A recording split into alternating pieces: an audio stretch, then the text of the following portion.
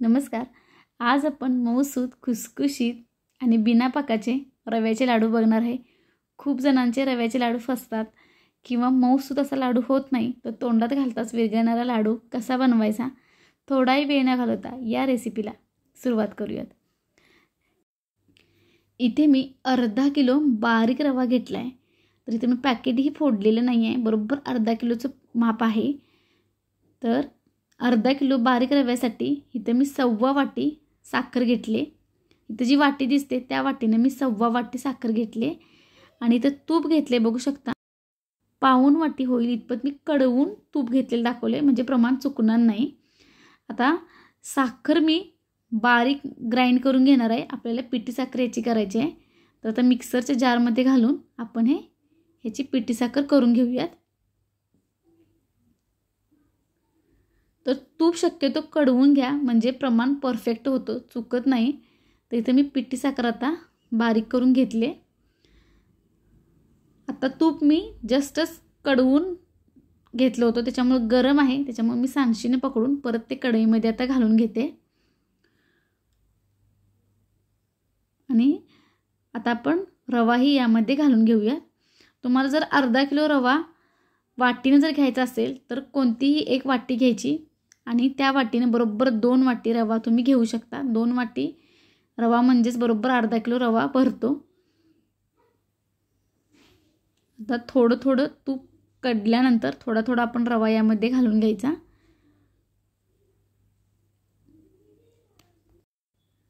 आणि गॅसची flame low करायची आणि लो फ्लेमवरती आपण हा रवा चांगला भाजून घ्यायचा.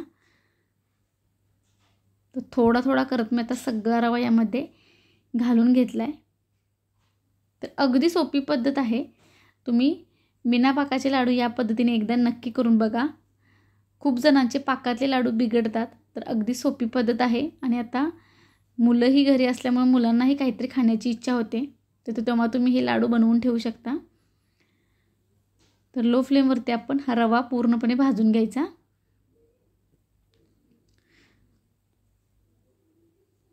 सतत असं उलटणं हलवलं की काय होतं की रवा सर्व बाजूने अगदी व्यवस्थित भाजला जातो आणि कुठेही रवा खाली लागत नाही. त्याच्यामुळे सारखं उलटणं असं हलवायचं.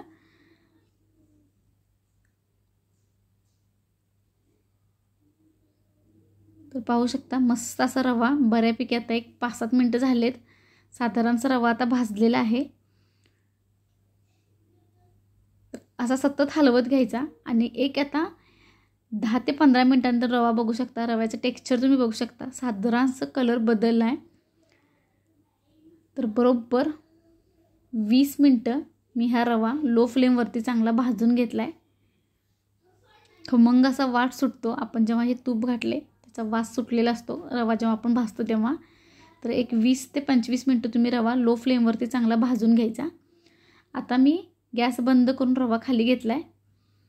आता एक गोष्ट लक्षात ठेवायची, रवा एकदम गरम असतानाच आपण यामध्ये साखर घालायची. बघू शकता मी लगेच काढल्या यामध्ये पिठी साखर आपण घालून घेणार आहे.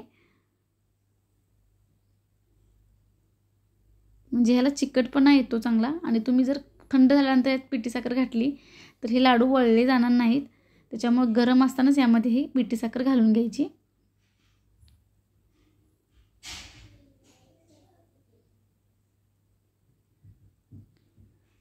तर इथं मी सर्व पिठी साखर यामध्ये घालून घेतले आणि मिक्स करून घेऊयात.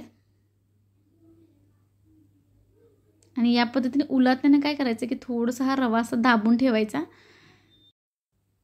या पद्धतीने दाबून आपण एक 15 ते 20 मिनटं रवा आपण यामध्ये ठेवून देणार आहे. छान अगदी सेट होतं मग हे आपलं रवा आणि तुपाचं जे काय आपण प्रमाण घेतले आहे ते. आणि बरोबर एक 20 मिनटानंतर रवा आता बऱ्यापैकी थंड झाला आहे. बघू शकता मस्त असं हे मिश्रण सेट झालं आहे. आता ह्यामध्ये आपण घालणार आहे वेलची पावडर. तर इथे मी 7-8 वेलच्या सोलून घेतल्या होत्या आणि वेलदोडे सोलून त्यामध्ये साखर घालून ते ग्राइंड करून घेतलं होतं. ती पीठ आता आपण वेलची पावडर यामध्ये घालून घेणार आहे. लास्टला घालायची म्हणजे फ्लेवर छान येतो. आणि आता आपण हे मिक्स करून घेऊयात. आता इथं महत्त्वाची स्टेप करायची आहे. असंच जर आपण लाडू वळला तर थोडा दाताखाली करकर असा आवाज येतो, म्हणून हे काय करायचं की तसा आवाज येऊ नये म्हणून आपण हे थोडं थोडं घेऊन आपण हे मिक्सरला ग्राइंड करून घेणार आहे. म्हणजे आपला हा जो लाडू आहे तो अगदी पेढ्यासारखा मऊ लुसलुशीत होतो, तोंडात घालताच विरघळतो, म्हणून ही प्रोसेस करायची. तर साधारणसं घातल्यानंतर एक साधारण 1 मिनिटभर असं फिरवून घ्यायचा रवा, म्हणजे छान अगदी त्याला असं बाइंडिंग येतं. तर बघू शकता याच पद्धतीने बाकीचा सर्व रवा मी आता वाटून घेणार आहे. म्हणजे तुपाचं आणि रव्याचं छान असं त्याला चांगलं तेलकटपणा येतो. बघू शकता इथं. आणि तुम्हाला जर हे मिश्रण थोडं कोरडं जर जाणवलं तर न घाबरता आपण वरून ह्याच्यामध्ये एक 3-4 चमचे किंवा 2-3 चमचे जसं तुम्हाला कोरडं वाटते त्या पद्धतीने तुम्ही वरून तूप घालू शकता. अजिबात लाडू बिघडत नाही. तुम्हाला जर कोरडं वाटलं तर तुम्ही तूप यामध्ये वरून घालू शकता. आता आपण लाडू वळून बघूयात. तर या पद्धतीने लाडू वळून घ्यायचा दाबून चांगला.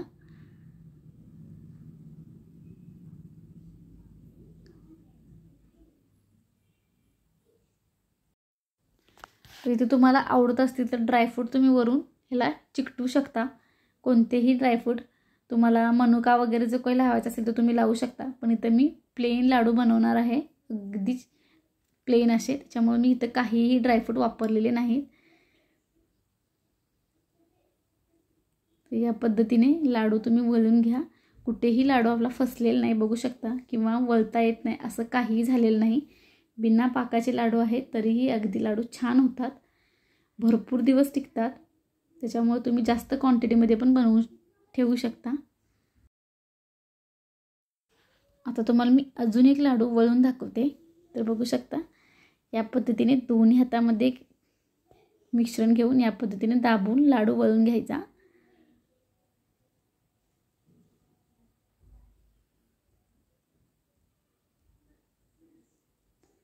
आणि मग असा वळून घेतल्यानंतर तुम्ही थोडासा हातावरती त्याला खेळवला की त्याला छान असं टेक्स्चर येतं, म्हणजे छान असा एकसारखा तो सर्व बाजूने होतो. त्याच्यामुळे असा या पद्धतीने हातावरती असा खेळवायचा त्याला, म्हणजे छान असा लाडू आपला एकसारखा होतो.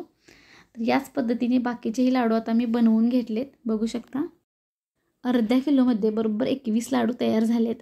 तर अगदी गोल गरगरी तोंडात घालताच विरघळणारा असा हा बिना पाकाचा लाडू पटकन तुटतो. जसा आहे तसा जितके दिवस ठेवू शकता तितके दिवस राहतो. तर नक्की ट्राय करून बघा आणि पुन्हा भेटूया आपण अशीच एक नवीन रेसिपी घेऊन. तोपर्यंत नमस्कार.